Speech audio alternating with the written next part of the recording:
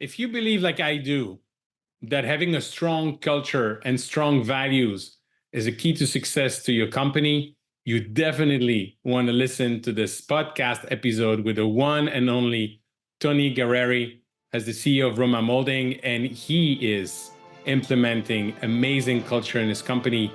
You're going to learn a lot that you can implement yourself. Enjoy the conversation with Tony Gareri. Hello and welcome to a new episode of the Business of Meeting podcast. Today, I'm so happy to finally be able to speak with him. He's absolutely a genius when it comes to cultural leadership, building an amazing team. He's the CEO of Roma Moulding, who's doing frame and very high end, coming from Italy. And we'll talk quickly about that. But before anything else, he's the first person I'm thinking about every time I'm thinking about building great teams and great culture. That's what we're going to talk about today with the one and only Tony Gareri. Tony, thank you so much for being here today. Thank you, Eric. That's a beautiful intro. Thank you very much. I hope to live up to that stature, but happy to be here. Thank you. You do that every day. And everyone that I know that we know in common from MMT knows that about you. It's absolutely fascinating. But first thing first, how did you get into the business of what you're doing today? And what attracted you in terms of, I need to build a great culture and a great team that will be good for the business? Yeah, it's an interesting story. So my father, being an immigrant to the country, started this picture frame business. He was banging around sticks of wood as a secondary job, as many immigrant parents, do. They, one job's not enough. So he hustled and liked this thing that was picture framing. And my dad grew it considerably well, formally educated to grade 8, but had a will to really grow something. And it's all passion. We talk in leadership about pillars, and he certainly had passion, work ethic, commitment, dedication. You smash those together. That's my dad. Now, I want to preface this to say I think my dad's one of the smartest guys in the world, but formally it's grade 8. So I kind of live with the adage of no excuse, because he did it and he was, formally educated up to grade 8. So yeah, so did that. And I watched my father as a young child, as an entrepreneur, work his butt off in many regards and provide for our family. It wasn't perfect. He wasn't always there, but I knew he always worked hard. So there was an admiration for hard work. And I guess through osmosis, we had no money. And so there was no daycare. And I'm sure probably with the girls, as they were growing up, there was probably camps for summer. And, I know my kids are 4 and 8 and they're all like in, whether it's art camp or I don't know, they're in a cooking camp or a summer camp. My camp was in the factory, probably a health and safety violation, HR violation, but it just, listen, necessity is key, right? So grew up always around it. And I don't know, I got an appreciation for art and being in the framing and art business, loved what I saw. And listen, it was infectious. I saw people, in the business growing, and there was this excitement as a young child of an energy and what I later call that a pulse of the culture, right? I didn't know that when I was 12. So grew up in that, formally went to school and got my leadership degree, business degree. And, I wanted to go in the financial services industry and I liked it. I was doing well, scaling, growing, promoting within a year. And then my dad looks at me and says, hey, listen, I could really use you at the office. And is this what you want? And we had a good father-son conversation and I joined in 1999.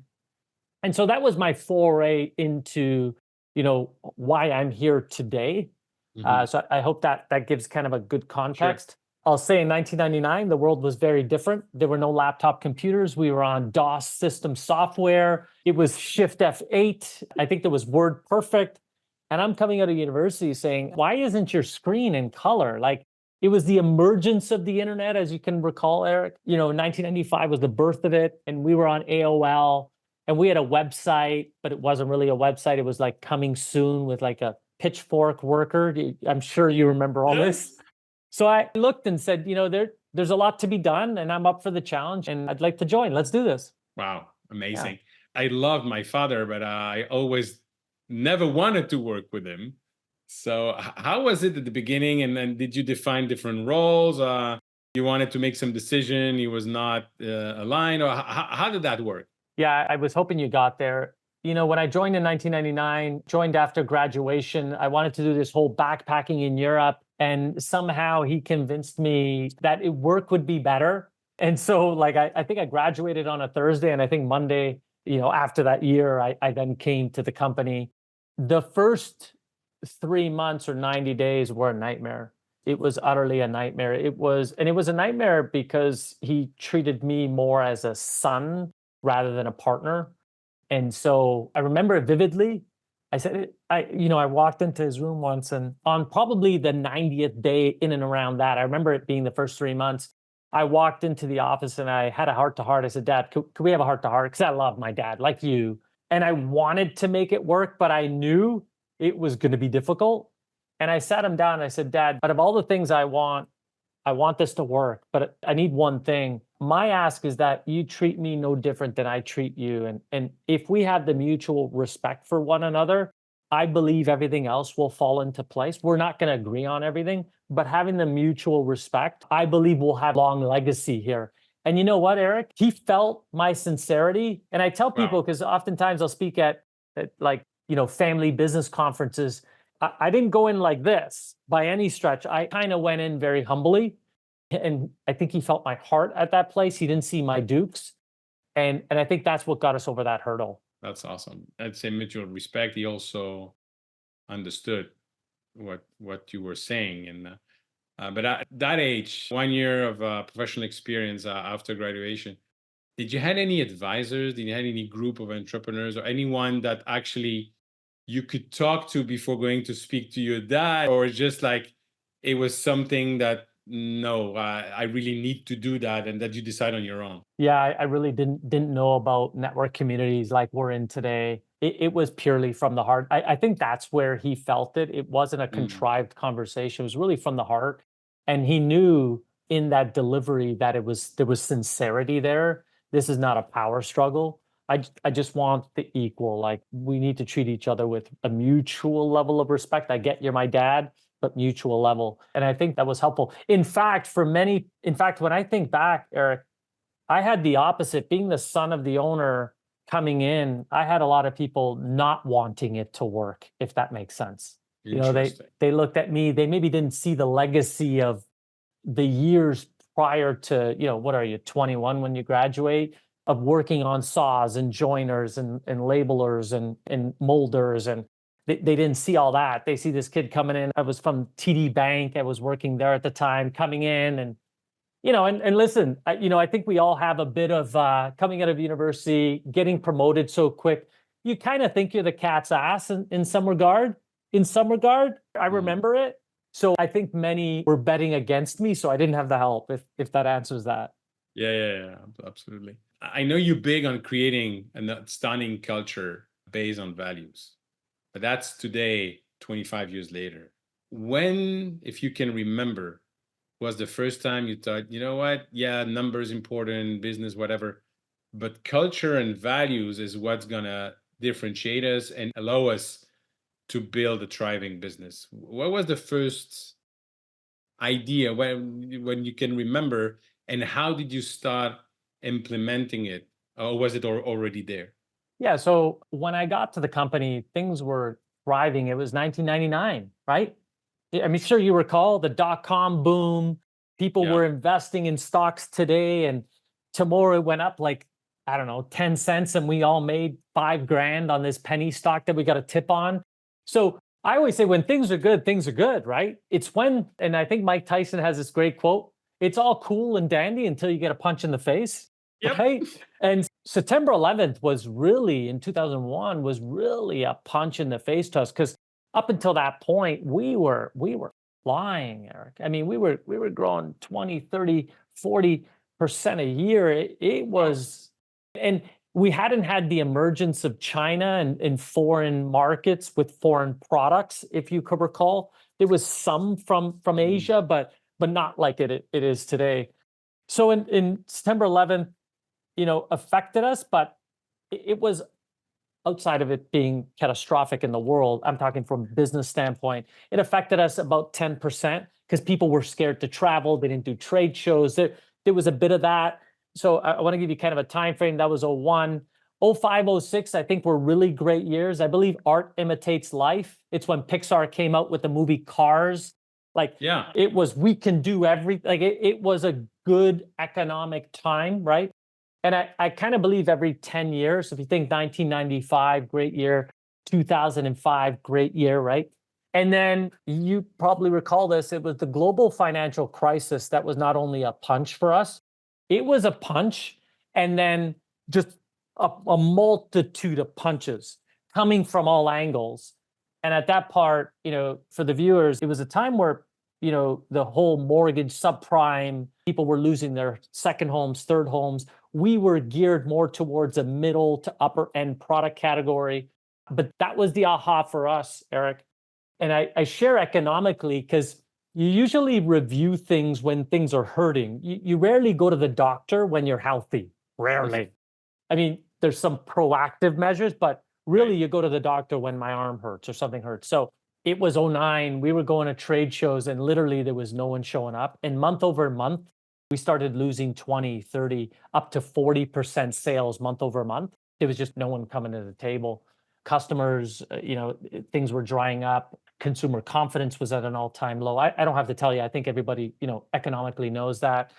And that's when we looked at ourselves and really were in disarray. And my father, by the way, up until that, maintained the CEO and president position. I was VP of sales. I had moved up. And I recall being at a trade show in Las Vegas. I know we just chatted about that. And you could literally, throw a bowling ball down the aisle and it wouldn't hit anybody. There was just nobody showed up. What we were all guilty with, including myself, was we were going to do a lot of the same things, hope for different results. We were going to throw more of the same things that were proven in hopes. And then I would hear things from my dad would be like, well, hard times won't stay. We'll get through this. And it was more fatherly rather than strategically thinking. And so I was in Vegas one time, and the story is important. We were in Vegas over dinner with a few friends that the leasing agent of the building, put together a dinner. And I hit it off with someone much like you. It was a woman. And I was telling her my story and how things are. And this next portion is what changed my life. We started talking about business and the way business is run and what the future could look like. Anyways, after a glass of wine and maybe 15 minutes, she reached into her purse and pulled out a book and said, Tony, I don't know why I'm doing this, but I feel like it's the right thing to do. And she gave me a book. This total stranger gave me a book, and that book was called Delivering Happiness by Tony Hsieh. Oh, yeah. And so here she is telling me about if you treat your employees really good, they'll treat your customers really good. Talking about the whole adage about culture and the development of culture to be your differentiator. And I'm not having any of it. Not having any of it. And, 2, 3 glasses of wine later, put the book down. But it's something intrigued me. And on the 5-hour flight home, I opened the book. I'm not sure if you read the book or not, but I couldn't you've read the book. I couldn't put the book down. Tony wrote the book in such an easy fashion. He even says it's probably not the right grammar, but I'm writing it up how I feel it. Couldn't put the book down. Read the book, but the problem was I believed nothing of it. I was a skeptic. And I went home and I did what any normal, sane human would do. I tried to discredit them on Google. And I'm talking about in, 2010, something along that line. And I see all these videos and I'm like, that's fake. And they had this portion on the website that said, if you want to do a tour of our facility and we'll prove it to you. And I'm like, here's the catch. And I'm at dinner with my wife at our dinner table. And I'm like, babe, they even do like tours and they charge people, and like thinking that's so bad, right? And so I'm like, let me check this out. And I went there, Eric, and it said, so they had dates, like 4 or 5 dates. And they were all sold out, sold out, sold. I'm like, see, this is the marketing gimmick. This is not real. But you could put, if you want, you could be on the waiting list, put your name, and if something opens up, we'll call you. I kid you not, I put my name there because I was destined to prove them wrong. So kind of my ignorance and stupidity actually helped me get to where I am today, but that's for another podcast. But 2 days later, they called me back and said, Mr. Gareri, we have an opening for, we see you did the Zappos tour, blah, blah, blah, for next Wednesday. Would you like to come? And you know me, I'm a man of my word. Like if I put my name down, Yeah. I burn the boats. So I look at my wife, babe, now I'm looking like an idiot. Like, babe, they called me. I got to go back. After being in Vegas for 10 straight days, because market's 8, 9 days and you have to stay extra. But yeah, I flew back to Vegas and they said one thing. They said, all right, well, here's where you could stay, accommodations. And they said, we'll pick you up from the airport. And I'm like, my own friends don't pick me up from the airport. I'm sure if I call you, you would, but you know what I mean? So I will. that was, and I know you would, I think that was the, oh, there's something here, you know? Yeah. So my aha moment was in 2011. At that moment, there's more to peel back, but I was like, huh. Look at that. And you did their culture boot camp. Yeah, so I signed up for the 3-day, it was a 3-day culture boot camp immersion. It was $800 at the time. And back in, 2011, I'm like, $800. Okay, let's check this out. But that experience, I could write a book just on that experience alone. Just on That's that. fascinating. Yeah. And I just want to make the link quickly with everybody's listening that they have their creating experiences with meetings, with sales meeting, with incentive trip. When you map all the different touch points that somebody's going to experience and try to think differently at every step, then you're creating moment that people cannot duplicate, even if they go back with their families or their friends. And that's where you create as well a lot of added value. And Tony Shea for that was absolutely amazing. I know the story when somebody called to order a pizza where they're supposed to sell shoes, right? Can you tell that story? Because I think it is really the perfect example of how they are service minded. Yeah, I mean, they really opened my eyes up into a true, you were talking about touch point, like customer journey experience, like Yep. obsession. That was my education on it. But one thing I learned, I mean, at the time, I'm going to go back 2011. They had about, I think it was 800 people in the call center. So I was in Henderson in this call center in Henderson. It wasn't offshore at the time. I'm not sure where it is today, but there's 800, like not 800 desks because there's 2 shifts, but 800 call center, individuals. And a few things stuck out to me. They don't have any scripts, no scripts. They had no incentive to get off the call. In fact, they flipped the paradigm on metrics. They actually champion the I remember. longest call. So you can Google this, Yeah. and I'm paraphrasing, so don't take my word for the length and time, but I think the longest call, like they tout the longest call. I think the longest call is something like 10 hours.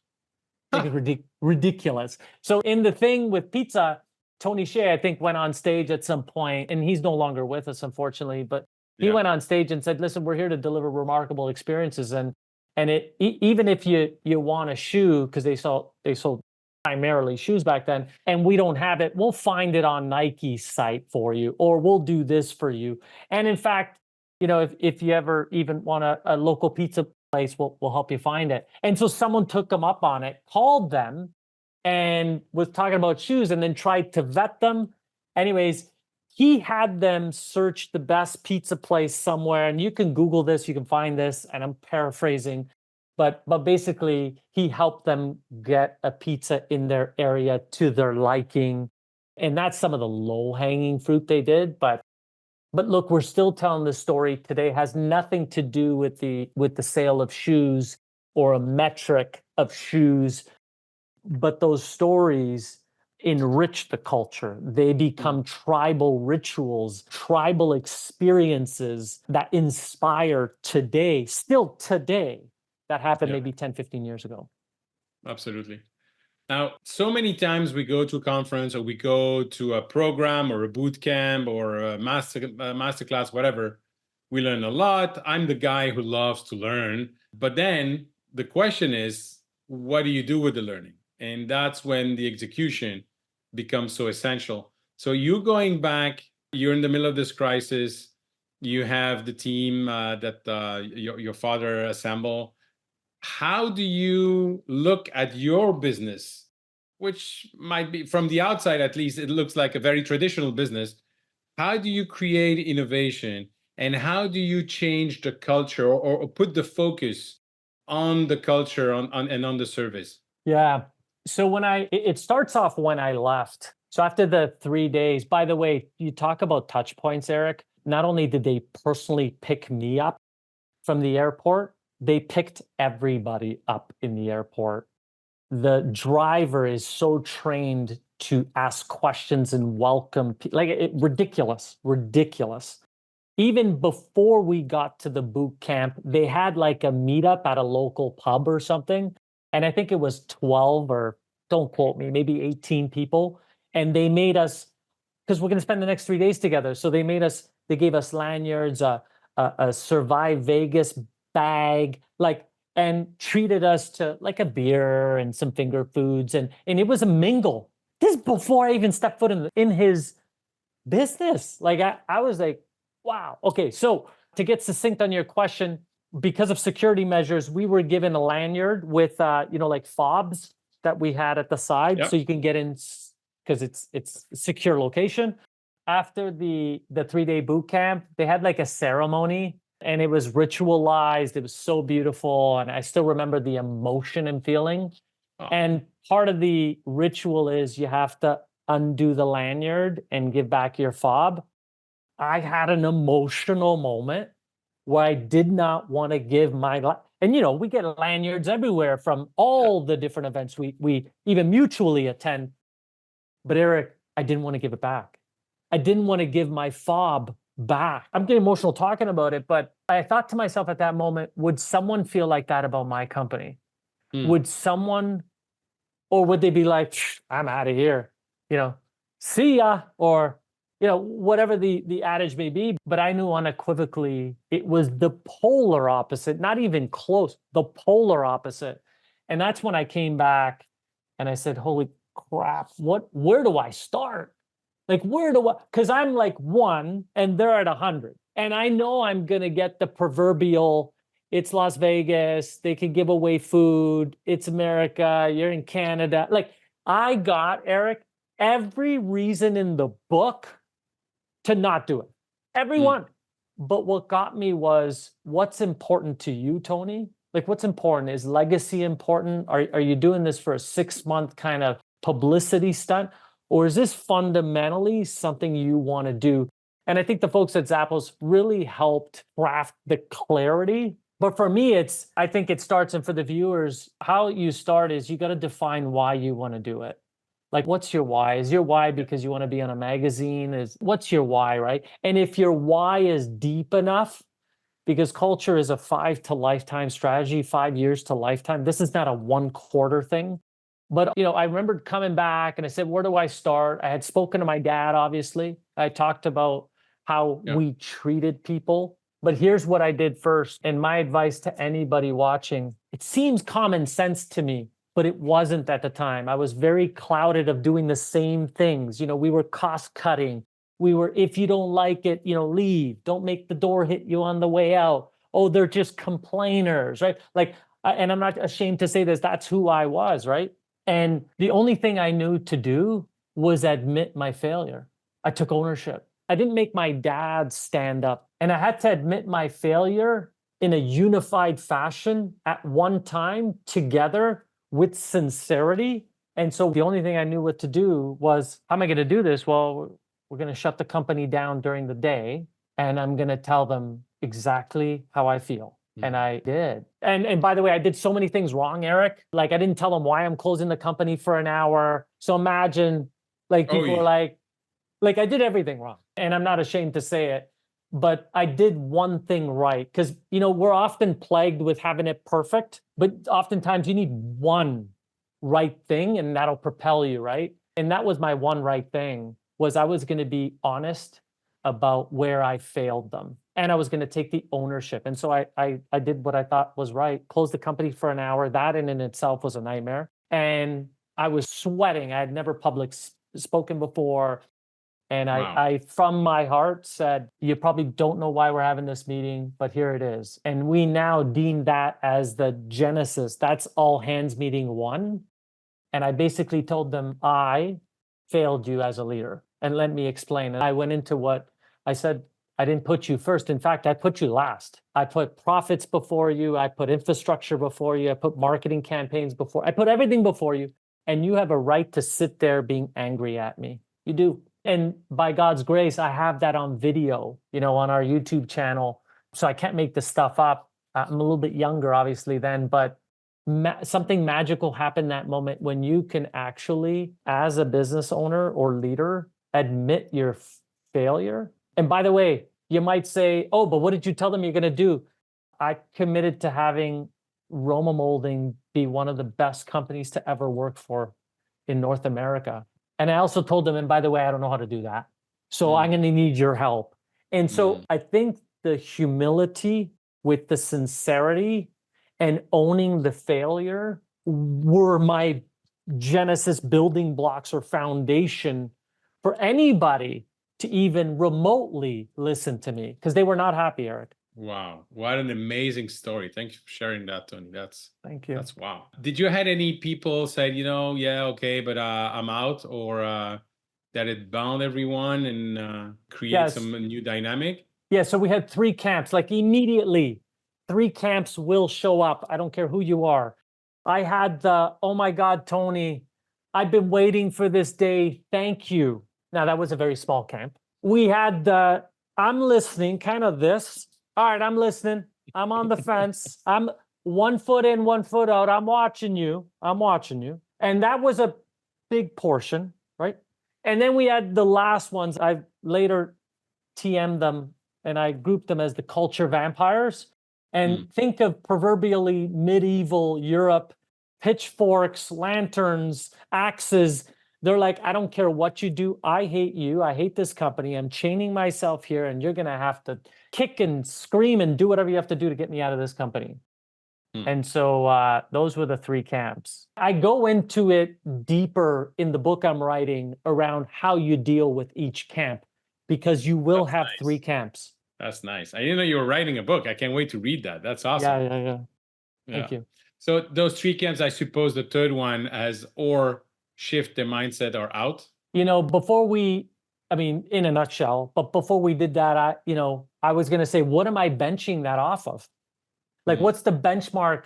It was a feeling. Oh, well, if you're nice and if you're and that's when I got present to, it's kind of like putting them on a field or a court, like your team, and telling them, okay, go win.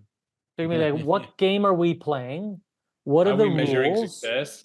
What does success look like? How much time do we have? And so on and so forth, right? And that's when I went into a deep dive. First thing I ever did was, we have to define what's a level playing field. What are the values? What's important to us? Like, if we were to create and we make, by the way, Eric, you and I, we make personas in our business for exterior, but we don't make the persona interior. It's weird. We do today. And so we basically pooled the entire company. It was a 6-month project, just understanding what are the values of the people who show up every day. Another way said, what's important to Eric? What's important to Shelley? What's important to Maria? And we accumulated those. And I learned a lot about just what people value. Now, I got a lot of nasty, like an eye for an eye, a tooth for a tooth. I got a lot of profanity. I weeded those out. And then we went through what would be values we can all kind of whittle down and agree to as a foundational level. And we did that, as I stated, it was about a 6-month project. It was only until we did that, because I couldn't terminate or tell them, hey, do X. I didn't have X defined, right? Right. Yep. It's not like, hey, be nice. What is nice?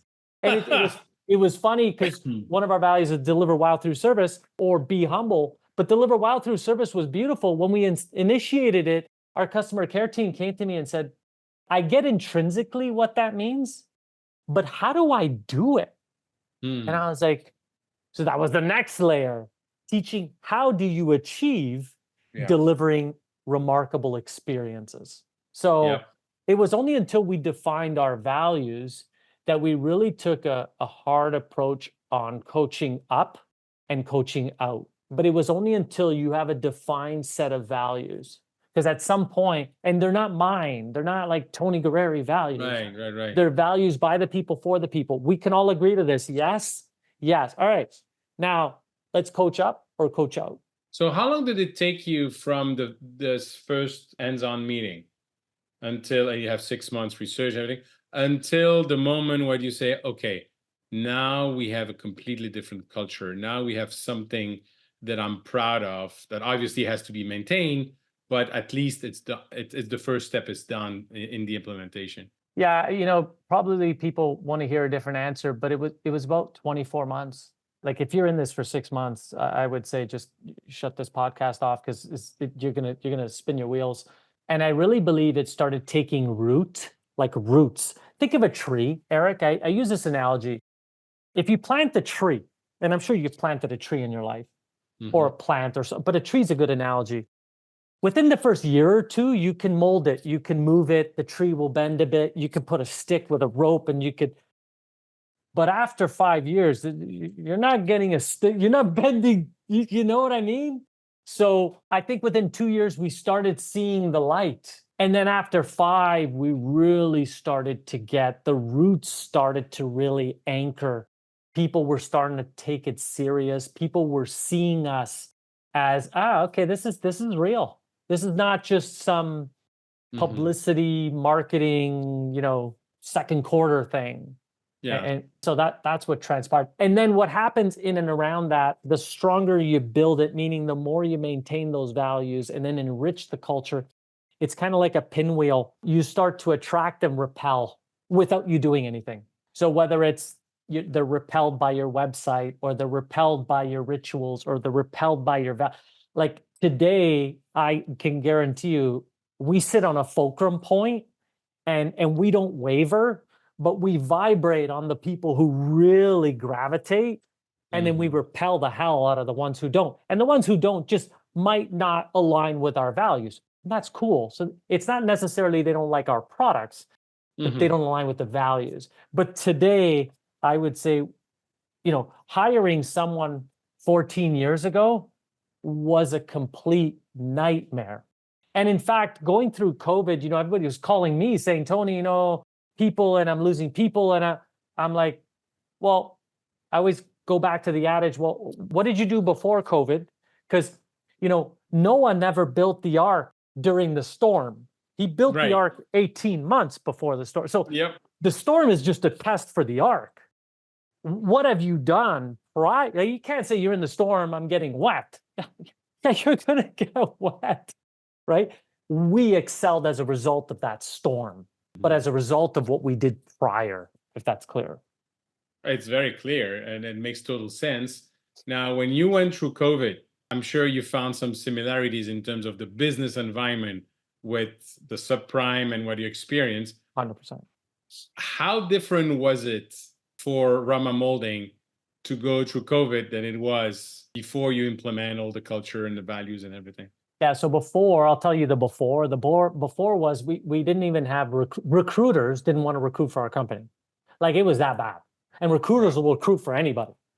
So we also were hiring for the wrong reason. There was no reason other than, oh, we like him or her. They seem kind of nice, or they're from the competition. Maybe we can get so our strategy for building was completely different and it was haphazard. And as a result, the results were lackluster.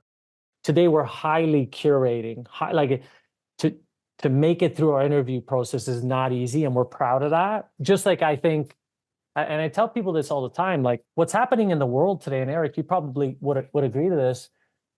We're having massive immigration, even into Canada, the US, everywhere. And immigration is great. My parents are immigrants, right? And I think they add a lot to the community, right? But when they came in, they were highly vetted, right? So if we treat our companies and not vet crazy, that was the outcome. We had a bunch of haphazardness and we didn't do our proper vetting. And then internally there was turmoil.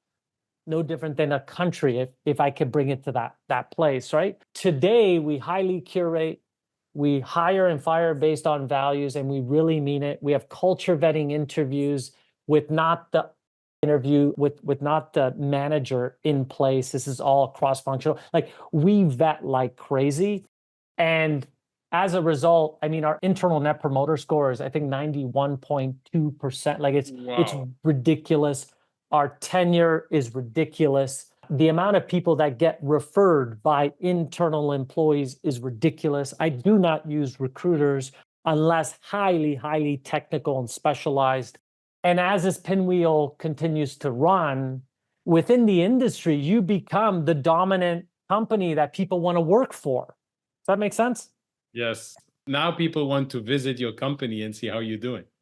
Well, and that's the ultimate pinnacle. And we still host all hands meetings. We just completed our 40th all hands meeting. And guess what? I mean, we publish those live, so it's live for everybody to watch. So I love it more so that competitors watch. So competitor employees watch, and they're now questioning, why doesn't my company do this? Why doesn't my company do that? Why? And so then when an opening does come up, they're like, hey, I've been watching your all hands meetings for the last 10 years. And this is real stories. And I was waiting for this moment. Can I have the opportunity? Wow. And then we start that vetting process, right? Yeah. Instead of the opposite, get a headhunter, try to overpay for that. Like it's more like they're pulling in versus we are trying to attract. You see the energy difference? Oh, totally. Tony, I could speak with you and listen to you for hours. Absolutely fascinating. And I'm glad you're taking the time because I know that everybody's listening and watching is learning a lot. I'd like to ask you the last question. Something that you told me is that about tolerance. Let's say you believe that success is predicated on what you tolerate. So can you elaborate on that and give us some example and a final thought? Yeah, Eric, I love that you ended on that. I didn't think you would, but I'm very happy you touched upon that. It's actually, there's core fundamental statements that we all kind of make. That one is near and dear to me. It's probably top one, top two in my life, and I highly believe it. And so the adage is success is predicated on what you tolerate. Now, success can be deemed many different things. For you, success is different than me, but we know on a whole what success means, right? So whatever you deem success is predicated, meaning it rests on what you're willing to tolerate. So if you want a great company or a great team, internally, what are you tolerating? Are you tolerating people showing, because it's all based on tolerance. Are you tolerating people not showing up? Are you tolerating people not living the values of your company? Are you tolerating people not being ambassadors? Are you tolerating people not expanding, growing within your own organization? Like, what is it that you're tolerating? Because you're accepting a behavior. And I will even go further in saying your culture within your company is tolerated or is predicated on what you tolerate. And you can use that adage on many things, right? And I just believe when you could be introspective, look as a leader, as an entrepreneur, and say, what am I tolerating within my? Am I tolerating a lackluster customer experience? Am I tolerating a certain type of language within the organization? Am I tolerating inefficiencies? And it takes an introspective view and it's ownership. It's hard to digest because it's on you, the entrepreneur, the leader, the manager, and it could go all the way down. What are you tolerating? Because what you're tolerating is actually what's going to show up. Love it. And so when you could get clear on, so I would say the step that helped me and I hope helps the viewers is what are negotiables and what are non-negotiables in whatever you want in your life. And then write those down and then have a real conversation to say, I have been tolerating this. And maybe it's time that I have a conversation with Sally because, Sally shows up 4 days out of the week and she's not showing up metaphorically 5 days. Or John, I know John could be here and I think he's okay here. And I'm allowing that to happen. Why am I doing that as a leader? So I would say that would be a good first step in getting around the trap of tolerance. Awesome. Tony, thank you so much. I know you're writing the book. You told us that. So until your book is published, somebody who would like to get in touch with you, have you as a speaker on leadership or culture values, how can they get hold of you? Yeah, thank you. Yeah, so the book I'm hoping comes out this fall, but who the heck knows? But so you can reach out to me on my website, tonygareri.com. I'm pretty easy to reach. If you Google me, I'm pretty easy to find. But I would say that's probably the best way to connect with me. Either just connect with me through the website. There's a connect with Tony, and it's pretty simple. So I review all my inquiries, and so I'd love to hear from you. Wonderful. Thank you so much, and hope to see you live very soon. Thanks, Eric. I appreciate it. Thank you. Tony, thank you so much for sharing all those great ideas and insight and what you're doing with your company, Roma Moulding. It's extremely inspiring. Ladies and gentlemen, if you want to connect with me, please follow me on LinkedIn, or you can go on the website eventbusinessformula.com, and you'll see a lot of information that can be helpful for you and for your business. And if you enjoyed this podcast, please share it with your network. Thank you.